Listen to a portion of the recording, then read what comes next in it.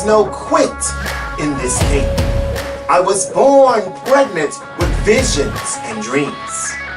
And I will not release life from this temple until what I see in my mind becomes reality. And when I sleep, even my subconscious dreams expand beyond the limits of my conscious dreams. And when I awake, new developments, new plans, new strategies pour out of me as if they were whispered to me in my sleep. And they were, because there is no quit in this king. Oh, I might find myself hanging on, fighting for the life of my dream. And my arms may become weak and my hands begin to slip. But then the very words that I speak will become like glue, and I'll hold on as if I'm standing on angel wings. And if I open my spiritual eye, my inner eye, then I will in fact find that I am standing on angel wings. And that's why there is no quit in this king. Oh, and don't be mistaken.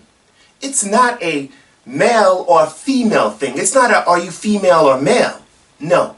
It's about recognizing who you are.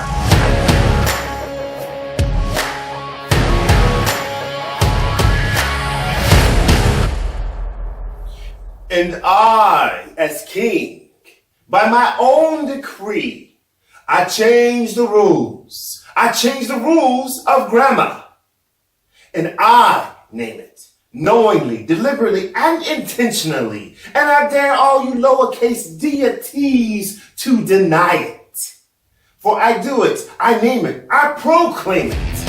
And all of heaven understands when I say, there just ain't no quit in this king. There ain't no quit in this king.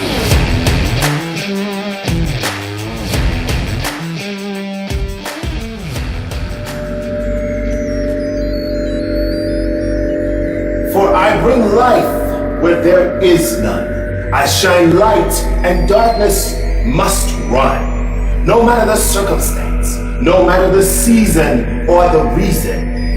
Not even fate itself can proceed if my faith commands it otherwise. For I am king. And anything I put my hand to do must prosper. Anything I put my hand to do must prosper by divine decree. No, I am not God. I'm not God. I am king. And it is a matter of perspective, because to a starving dog on a chain, the master with food in his hand is like God. So yes, I am king. I am King God to the mountain of problems beneath my feet. And there ain't no quit in this king.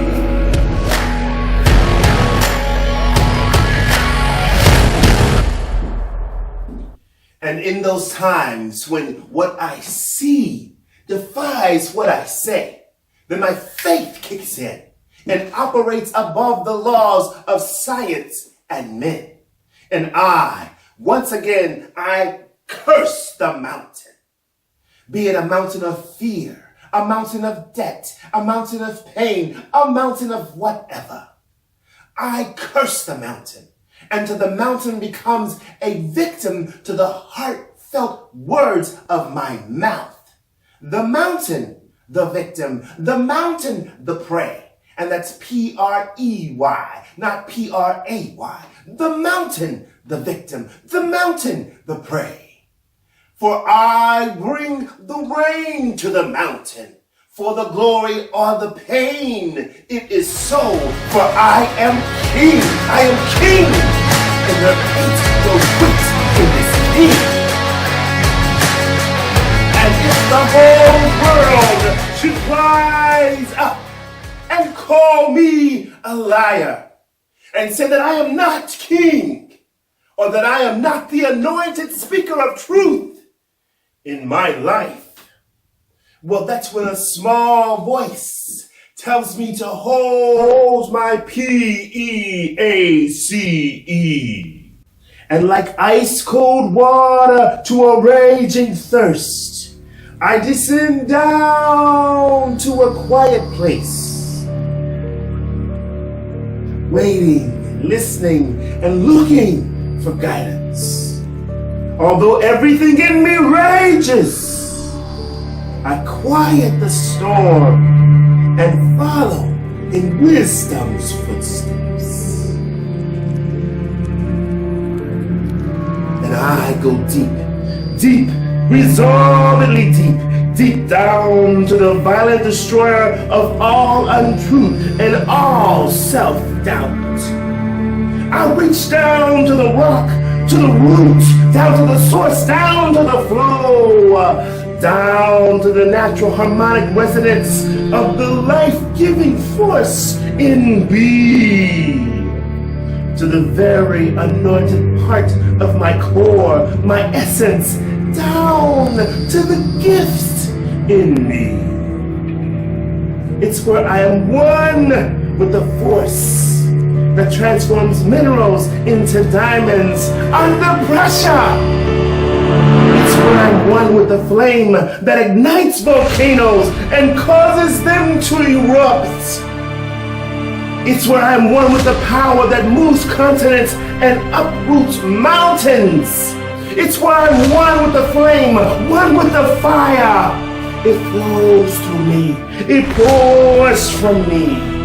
There I inhale hurricane winds and exhale them as a warm breath of my mouth as I utter the words of life over my situation. For out of my mouth comes life. Out of my mouth comes truth. The selfless, naked truth. Not just about how things are, but how they will surely come to be. For the words of my mouth and the meditation of my heart are greater than time, greater than space, greater than facts. For what I speak in faith is truth, for faith is greater than fact. And my faith transforms fact so that the words that I speak are life and truth. The words that I speak are life and truth. The words that I speak are life and truth. And I, like every king before me, I will move the mountain or die trying. For there ain't no quit in this king.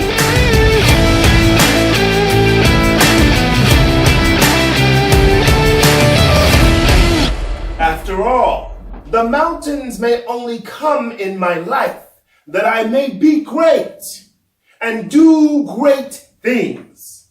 The purpose of the mountain is not just to be an obstacle. It's not just to be an obstruction. Its purpose is that I may remove it. Thus, if I fail to remove the mountain cannot fulfill its purpose. For it was made so that one day this king would have a mountain to conquer. One day this king would have a mountain to remove. Thus, the purpose is fulfilled when I remove it, when I conquer it. For I am king. I am King God to the devil of problems beneath my feet. And there ain't no quit in this king.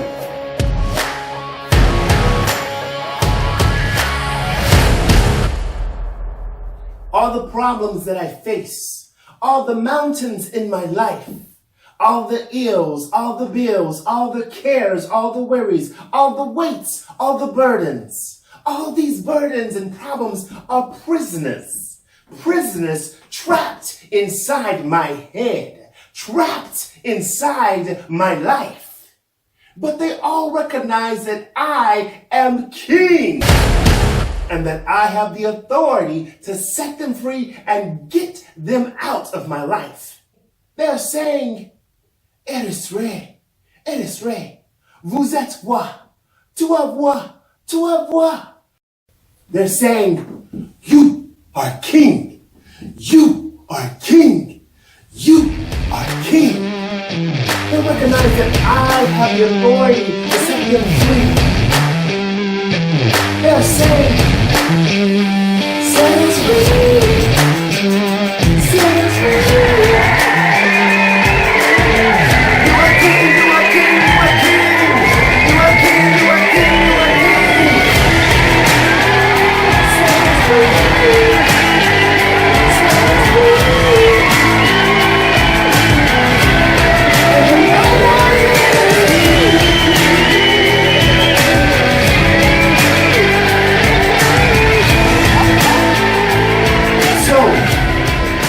What I say fails to line up with what I see, when my confession is contradicted by my observation.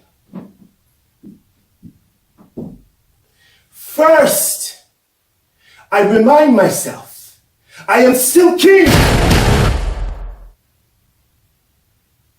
Second, I remind myself I am still king. Third, you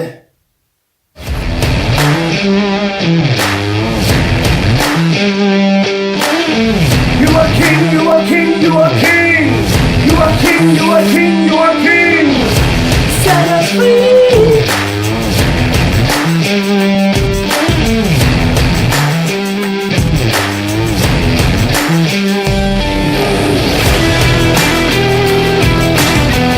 And now, I reveal a mystery about the mountains in life, or the mountains in your life. For if you fail to remove the mountain cannot fulfill its purpose. For except there be a mountain, except there be a problem, there will be no need for a solution. Consider, for example, if there were no giants, there would be no giants to slay, and therefore there would be no need for a giant slayer. If we said it another way, if there were no giants, there would have been no door opening opportunity for a little shepherd boy named David. Or more specifically, consider the year 1776. If England had not mistreated its colonies in America, there would have been no rebellion, and there would have been no United States of America. Or consider another 100 years after that. If there were no slaves in this country, there would have been no need for a slave liberator named Harriet Tubman. Or consider another 100 years later. If there was no inequality under the law, treating people differently based on their race and ethnicity, then there would have been no need for an equality seeker named Dr. Martin Luther King Jr. But, in fact, Dr. King needed the mountain of injustice, the mountain of inequality, in order for him to stand up to the mountain and be all he was made to be. In the same way, the little shepherd boy David needed a giant called Goliath. He needed a giant in order for him to become a giant slaying king. Thus, the giant enabled him to be all he was made to be. And in the same way, your mountains were made for you to conquer and remove, that you may be all you were meant to be. Thus, you may say with me, I am king, and there ain't no quit in this king.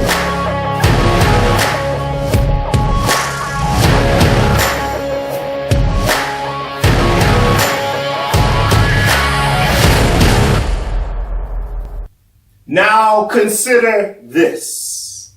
Why does an airplane fly? Why does a light bulb light? Why does a telephone work?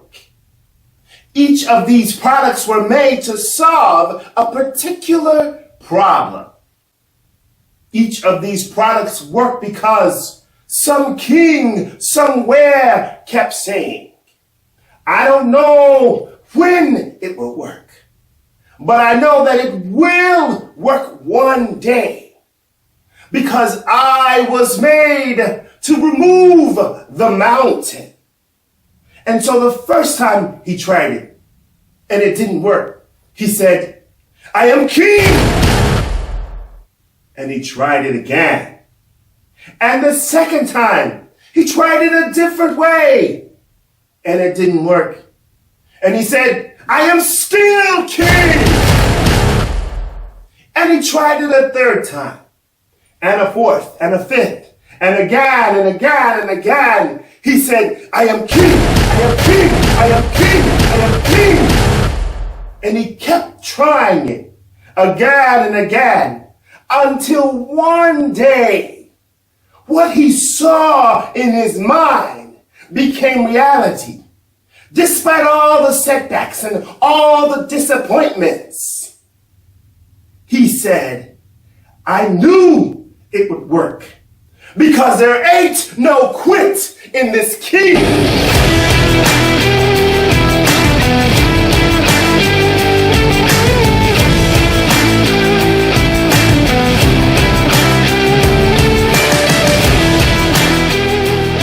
Now, let me end with this. I am not a guppy. I am king. We mankind are not guppies in a fishbowl. We're not guppies in a fishbowl for a reason. We were made in the image and likeness of the Creator.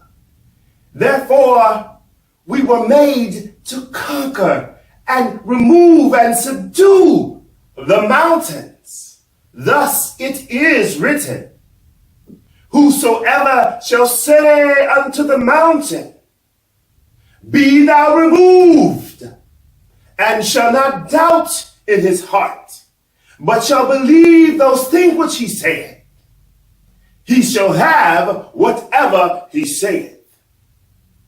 Therefore I say to you, your mountains were made for you to remove and conquer. Thus, whosoever shall say unto the mountain, be thou removed, I am king, and shall not doubt, but shall believe whatsoever he or she saith, I am king, I am king, I am king. Then he or she shall have whatever they say and believe. Now, don't be mistaken. This is not a gender thing. It's a take a position of authority thing. Stand and believe who you are kind of thing. So you can rightfully say, I am queen, I am queen, I am queen. Ain't no quit in this queen because I am queen over the kingdom inside of me. I am king over the kingdom inside of me.